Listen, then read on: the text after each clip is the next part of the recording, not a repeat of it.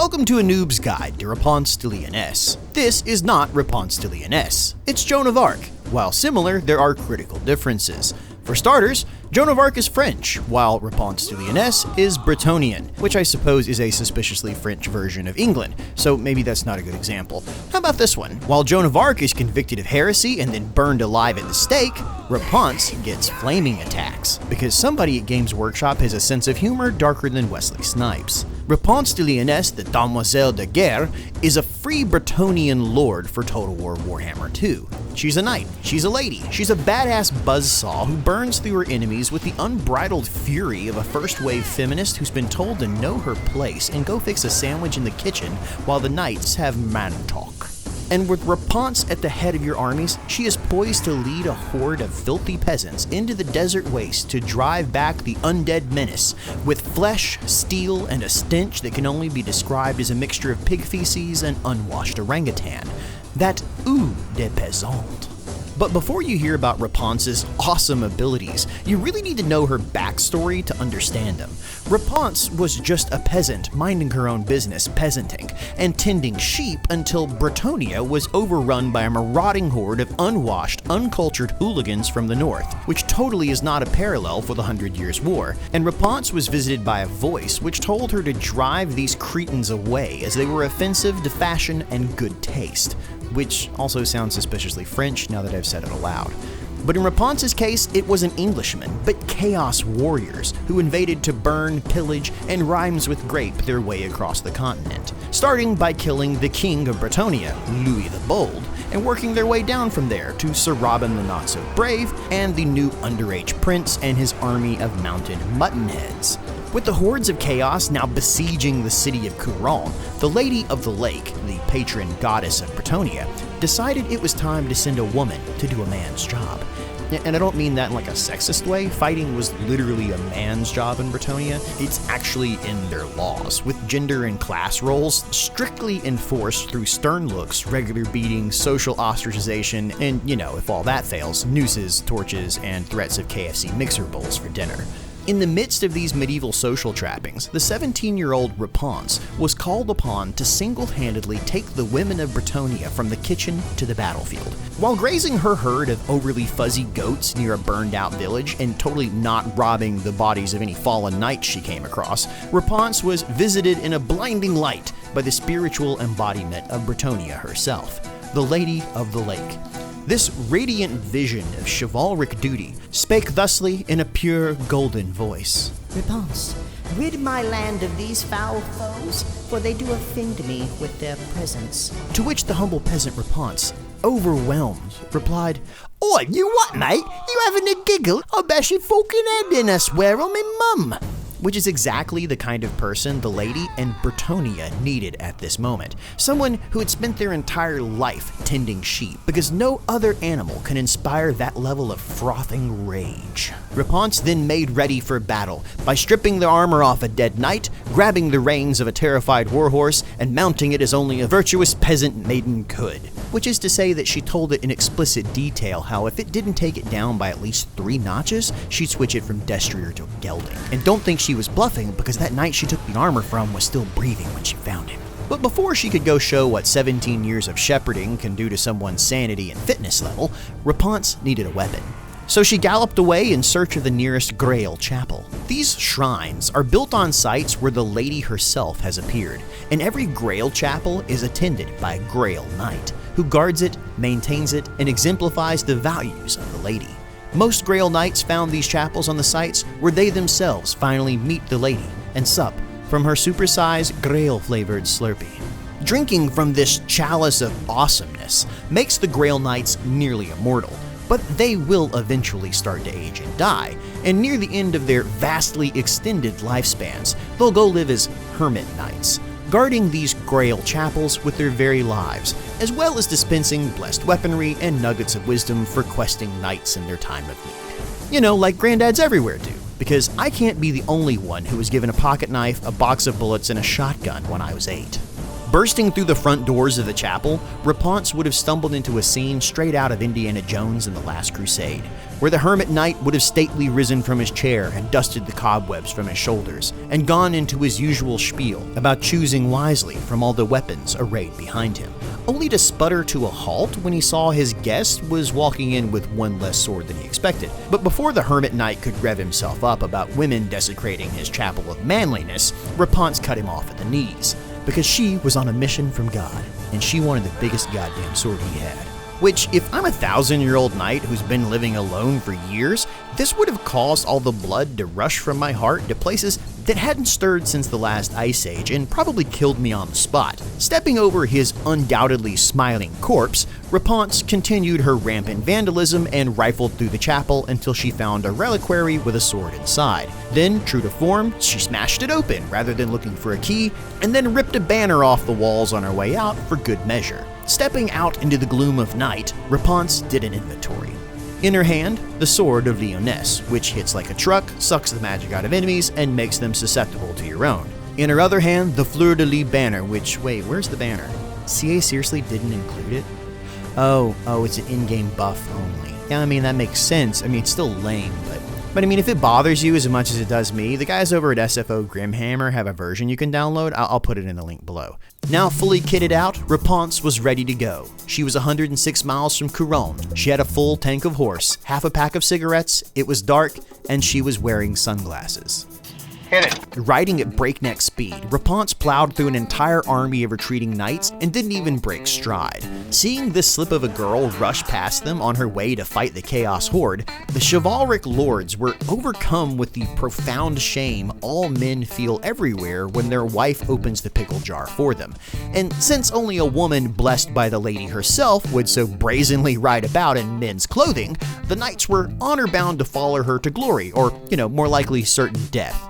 Back at Couronne, the Chaos Hordes had finally given up on siege works or even basic carpentry, and instead decided to just use a giant log to batter down the gates, which with a resounding crash finally gave way, and the city of Couronne bent itself over to prepare for a proper sacking.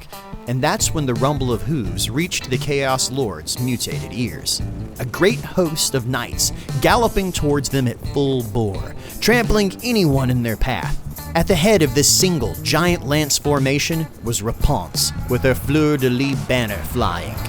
They cleaved their way through the Chaos ranks and parted their army like a red sea of blood. And as the tip of the spear, REPANSE found herself thrust into its very center, and now stood face to face with the monstrous Chaos General himself. The swarthy savage lifted a sword the size of a man to crush REPANSE, but from beneath him, a light began to radiate.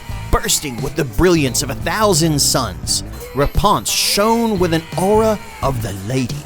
The Chaos Lord was agog at her majesty, and that's when REPANSE kicked him in the knackers and then cut off his head, because that's how peasants fight.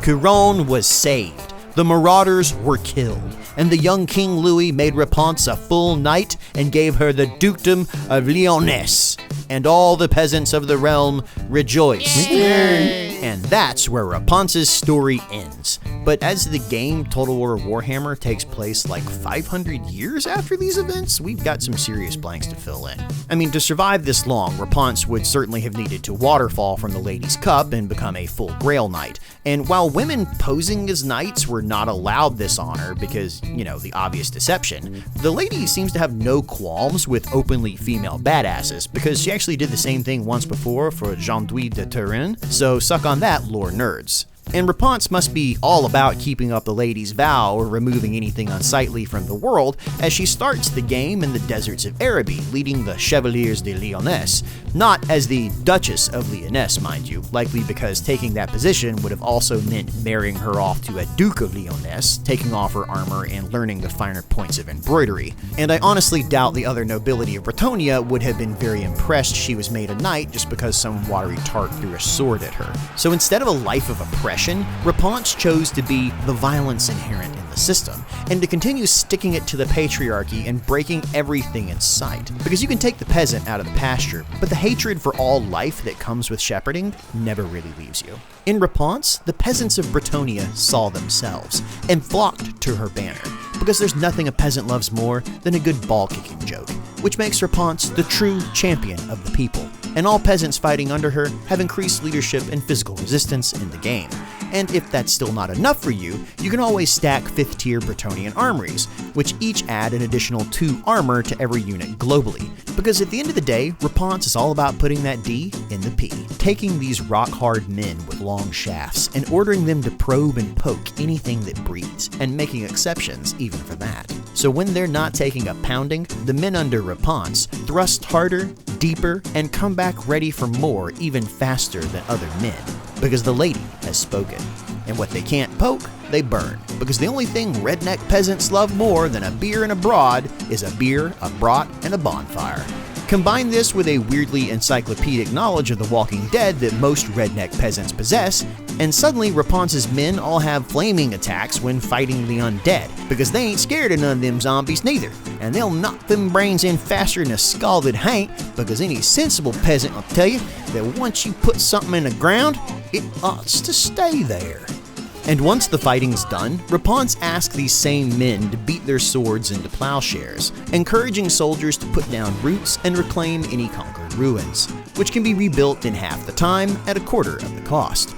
The main problem you'll run into, though, is that these ruins are found in the middle of endless deserts, which means thirsty men and desert attrition claiming half of your army before you can reach a settlement. But Repanse has the unique water supplies mechanic, which allows her to carry enough water into the waste to keep her and her army properly hydrated and peeing straw yellow for 5 turns. But even then, Repanse is still a thirsty lady.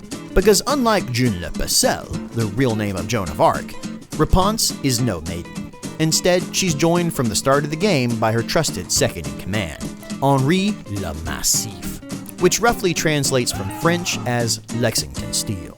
Like anyone who's ever met him, Repanse was left in awe at the size of this lad.